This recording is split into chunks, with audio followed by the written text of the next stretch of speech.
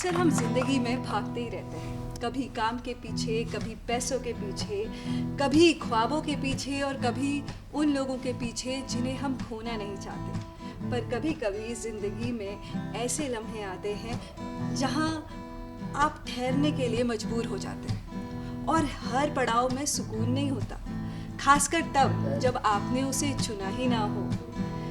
कुछ ऐसे इंतज़ार जो आपके धैर्य का इम्तिहान लेते हैं और आप सोचने के लिए मजबूर हो जाते हो कि आखिर क्या वजह है इस इंतज़ार की।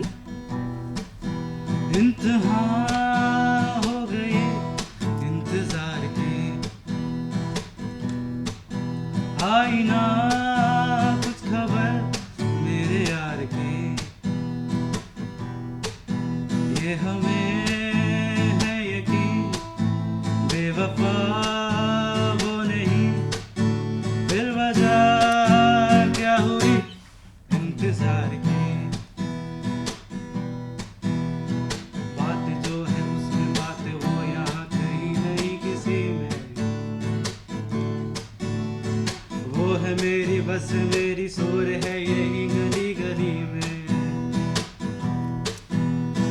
बात जो है उसमें बात वो यहाँ कहीं नहीं किसी में,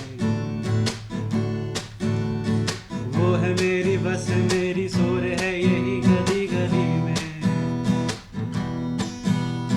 साथ साथ वो है मेरे गम में मेरे दिल की हर खुशी में। जिंदगी में वो नहीं तो कुछ नहीं है मेरी जिंदगी में। भूल न जाए ये समा एतबार की, इम्तिहान हो गई इंतजार की।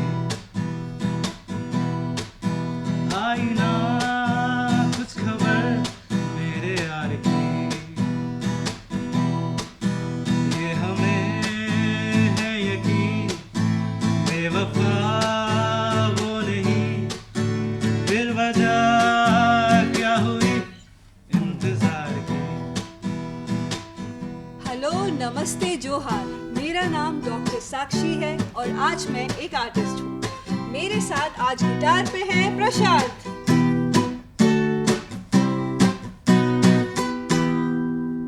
दिल्ली एयरपोर्ट का टर्मिनल 3 हमेशा की तरह रोशनी से नहाया हुआ था। चेक इन काउंटर पर खड़े हुए लोग किसी न किसी वजह से जल्दबाजी में थे।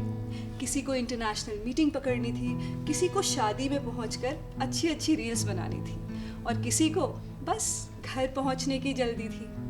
पर इस भीड़ में आज एक चेहरा ऐसा था जिसे कोई जल्दबाजी नहीं थी और वो थी आर्या, 27 साल की, दिल से इमोशनल पर दिमाग से प्रैक्टिकल। 2 साल से बैंगलोर में जॉब कर रही थी पर आज उसे देहरादून जाना था। उसकी मम्मा का 50th बर्थडे जो था, उसने तय किया था कि इस बार माँ के साथ वैसे ही केक काटेगी जैसे बचपन में माँ उसके लिए किया करती थी। उसने बोर्डिंग पास हाथ में घुमाया और गेट की तरफ चल दी।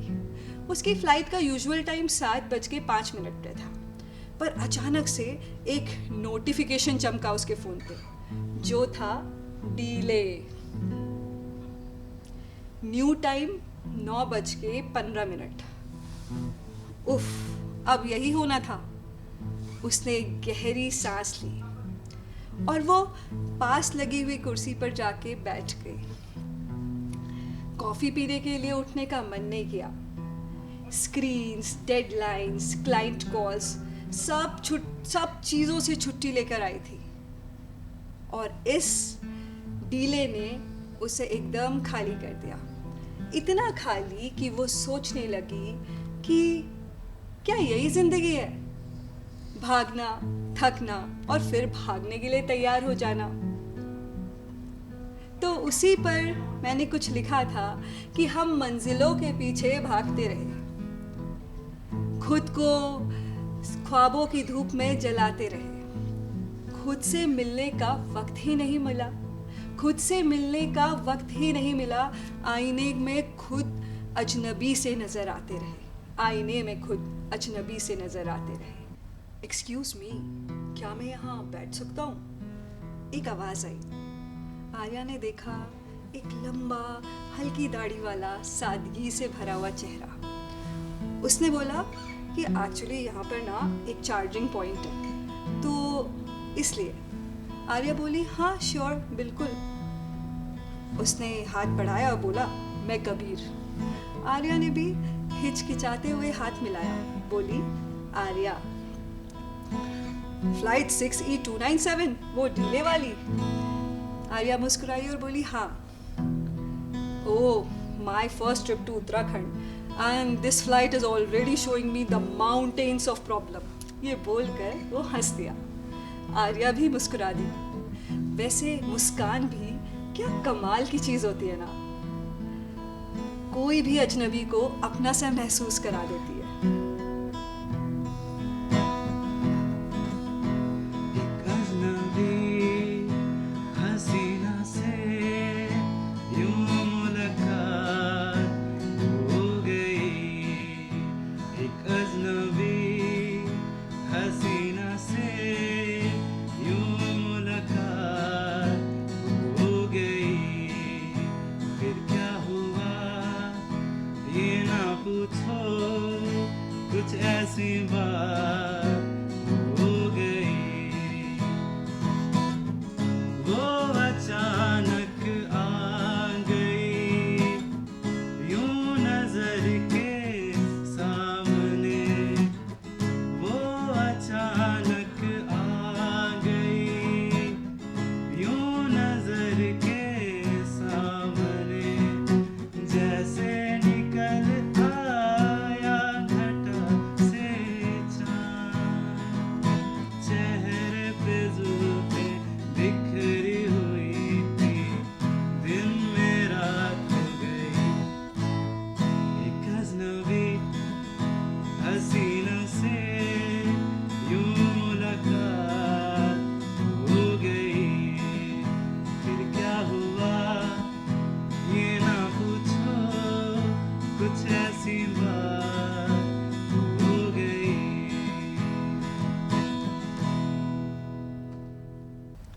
थे तो वो दोनों अजनबी, इसलिए कुछ देर तो चुपचाप बैठे रहे। गेट पर भीड़ बढ़ती जा रही थी। फिर कबीर ने कैजुअली पूछा कि कॉफी पीने चलोगी।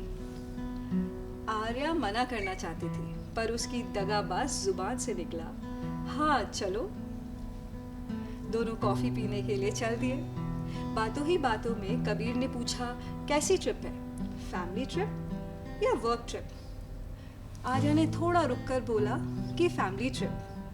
कबीर बोला लकी यू, मैं तो एक्सक्लूसिव ट्रैवल डॉक्यूमेंट्री शूट के लिए जा रहा हूँ। ये बात उसने थोड़ी शरारती अंदाज में कही। ऐसा बोलकर वो मुस्कुरा दिया। क्या मैं ऐसा बोलते हुए थोड़ा हाई फाई तो लग रहा हूँ ना। आर्या भी हंस दी, बोली हाँ थोड़ा सा तो लग रहे हो। जब वो लोग कॉफी पीने के लिए बैठे तो कबीर ने सच बोल दिया। बोला कि मैं एक कंटेंट क्रिएटर बनना चाहता हूँ। 3000 फॉलोअर्स हैं, कैमरा अच्छा है और सपने बड़े। आर्या उसे देखती रह गई कि वो सच बोलने की हिम्मत रखता था, वरना आज की दिखावे की दुनिया में बहुत कम लोग होते हैं जो सच बोल पाते हैं। आर्या ने उसे देखा और बोला फॉलोअर्स कम होने से सपने तो छोटे नहीं हो जाते ना। कबीर को उसकी बात बहुत अच्छी लगी, पर फिर भी कबीर ने पूछा ये तुम जेन्युइनली बोल रही हो या सिंपैथी में। आर्या हंसती और बोली जेन्युइनली। आर्या की माँ का बार बार वीडियो कॉल आ रहा था, पर वो उसने इग्नोर कर रही थी। कबीर ने पूछा hey why you are not picking the call, क्या हुआ। आर्या बोली एक्चुअली मम्मा ने ना मॉर्निंग फ्लाइट लेने को बोला था और मैंने एक तो शाम की फ्लाइट ली और ऊपर से ये डीले, अब वो बहुत गुस्सा करेंगी। कबीर मुस्कुराया और पूछा और डैड। आर्या थोड़ा झिझक कर बोली कि actually we lost him in an accident 10 years ago। Kabir बोला आई एम सॉरी। आर्या को वो थोड़ी देर देखता रहा और फिर बोला कि वो गुस्सा नहीं होंगी, क्या पता वो तुमको बस देखना चाहती हो, क्या पता वो तुमसे बस बात करना चाहती हो। उन्होंने बचपन से ही दो दो किरदार निभाए होंगे, माँ का भी और पिता का भी। कभी कभी दो दो किरदार मिलके बहुत कठोर हो जाते हैं। आर्या उसे देख के स्तब्ध थी। ये अजनबी जो 15-20 मिनट पहले मुझसे मिला है, इसने कितने सरल शब्दों में कितनी गहरी बात कर दी। ऐसा लगा कि एक ही पल में माँ से की हुई सारी की सारी शिकायतें खत्म हो गई। आर्या मुस्कुराई, अपने बैग की चेन खोली, ईयरपॉड्स निकाले और इस बार एक ईयरपॉड कबीर के हाथ में पकड़ा दिया। बोला, गाना सुनोगे? कबीर मुस्कुराया और उसने भी ईयरपॉड लगा लिया। और पता है कौन सा गाना बजा?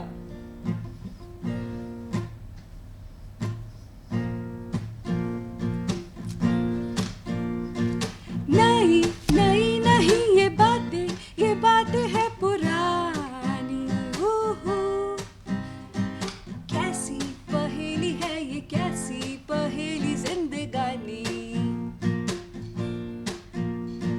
थामा हरों का इसको किसने, हाँ ये तो बहता पानी। कैसी पहेली है ये, कैसी पहेली जिंदगानी। ला ला ला ला ला ला ला ला,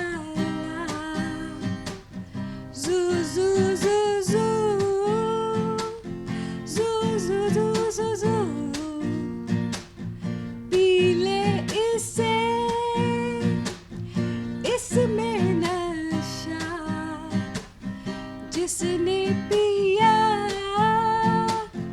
वो गम में भी हंसा।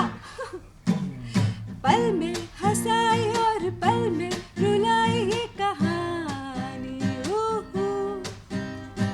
कैसी पहेली है ये, कैसी पहेली जिंदगानी। थामा हरों का इसको किसने, हाँ ये तो बहता पानी। कैसी पहेली है ये, कैसी पहेली जिंदगानी।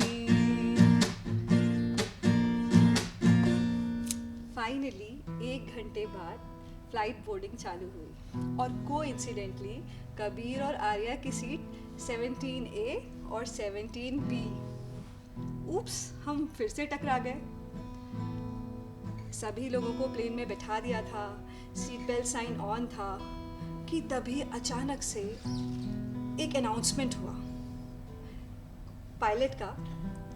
Ladies and gentleman, due to a technical issue we need to wait for 40 minutes.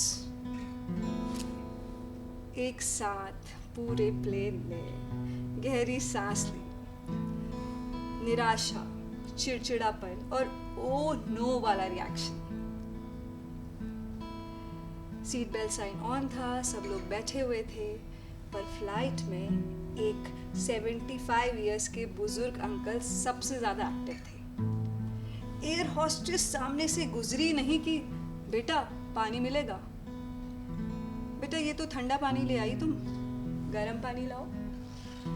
2 minute बाद फिर वही आवाज कि बेटा ये सीट पीछे नहीं जा रही, पीछे कैसे जाएगी। फिर ये प्लेन उड़ेगा भी या यहीं ही बैठे रहेंगे हम। हर 2 पल में वो सवाल पे सवाल किए जा रहे थे। एयर होस्टेस की मुस्कान फिक्स थी और वो बड़े धैर्य से उनकी बातों का जवाब दे रही थी। कुछ लोग एंटरटेन भी हो रहे थे और कुछ लोगों को ये देखने में दिलचस्पी थी कि एयर होस्टेस यूं ही जवाब देती रहेगी या फिर उसके सब्र का बांध टूट जाएगा। एयर होस्टेस मुस्कुराती रही। सेम आंसर पर डिफरेंट वर्ड्स, पर अंकल को चाहिए था एग्जैक्ट जवाब, क्लियर फ्यूचर। पास बैठे हुए रोज में लोग जो थे कुछ इरिटेटेड से हो रहे थे।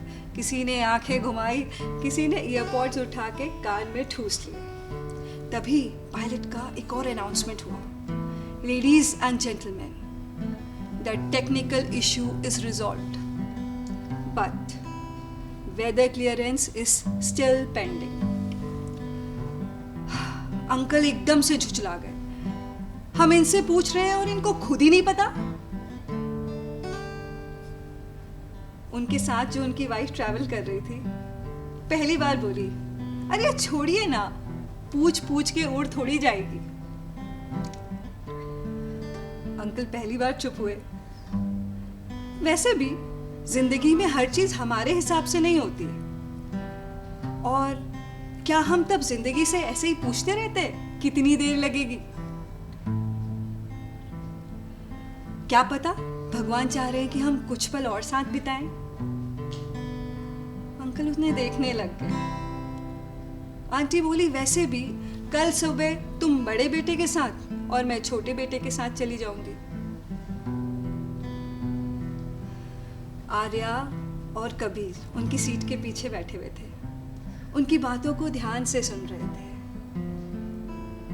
कभी कभी हम जिस मोमेंट्स पे झुठलाते हैं ना, वो ठहराव के, सुकून के, साथ में बिताने के एक मौके होते हैं। ऐसा लग रहा था कि उन दोनों के दिल से, अंकल और आंटी के, एक गाना निकल रहा है। वो फेमस गाना है ना, जिसको साहिर लुधियानवी जी ने लिखा है, जिसको मोहम्मद रफ़ी और आशा भोसले जी ने आवाज़ दी है। अभी ना जाओ छोड़ के कि दिल अभी भरा नहीं, अभी ना जाओ छोड़ कर के दिल अभी भरा नहीं, अभी ना जाओ छोड़ कर के दिल अभी भरा नहीं।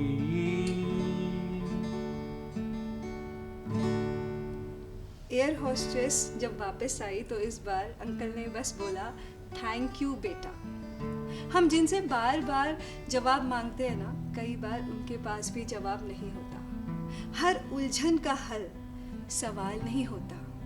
जिंदगी से बार बार मत पूछो इतना देर क्यों लगा रही है। क्या पता वो हम सबको सब्र सिखा रही है, क्या पता वो हम सबको सब्र सिखा रही है।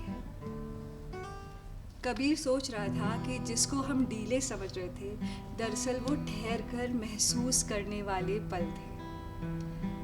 फ्लाइट फाइनली उड़ी, सेम डेस्टिनेशन। आर्या सोच रही थी अपनी माँ के संग बिताए हुए पल और उनका अटूट धैर्य और साहस। थोड़ी देर बाद फ्लाइट लैंड हुई और कबीर और आर्या बाहर निकले। देहरादून की ठंडी पहाड़ी हवा ने उन्हें छू लिया। कबीर बोला, बहुत खूबसूरत था तुम्हारे साथ इंतजार, 1 मिनट अपना फोन देना। ये बोल के कबीर उसके फोन में कुछ टाइप करने लगा, और सुनो, अपनी मम्मा को हैप्पी बर्थडे विश कर देना। वैसे मैं यही हूँ देहरादून में 1 हफ्ते के लिए, तो अगर मन करे तो कॉल कर लेना। मैंने तुम्हारा नंबर, अपना नंबर तुम्हारे फ़ोन में जस्ट सेव किया। ये बोला और दोनों खिलखिला दिए। दोनों टैक्सी स्टैंड की ओर बढ़ गए, अलग अलग रास्तों पर एक नई ताजगी, एक नए एहसास के साथ। वैसे अक्सर ये होता है कि कल क्या होगी की चिंता में हम आज को खराब कर देते हैं। तो उसी पर कुछ लिखा था कि जहाँ पहुँचने का तय किया है वहाँ तो पहुँच जाओगे एक दिन।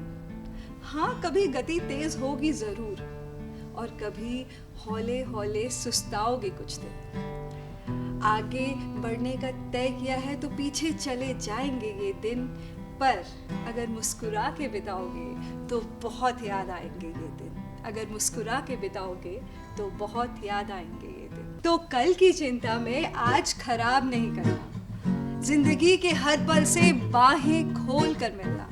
कोई गुफ्तगू करने की कोशिश करे तो ध्यान से सुनना। बेचैन तो सभी हैं, बेचैन तो सभी हैं। तुम किसी के सुकून का कमरा बनना, तुम किसी के सुकून का कमरा बनना।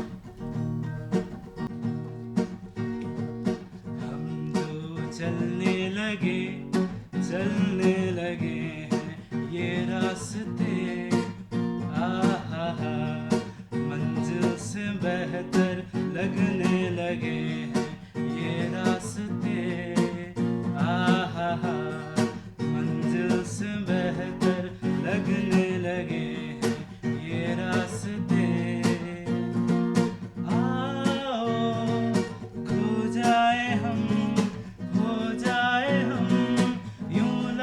पता, आओ मीलों चले जाना कहाँ है ना पता, हम जो चलने लगे हैं ये रास्ते, आहा मंजिल से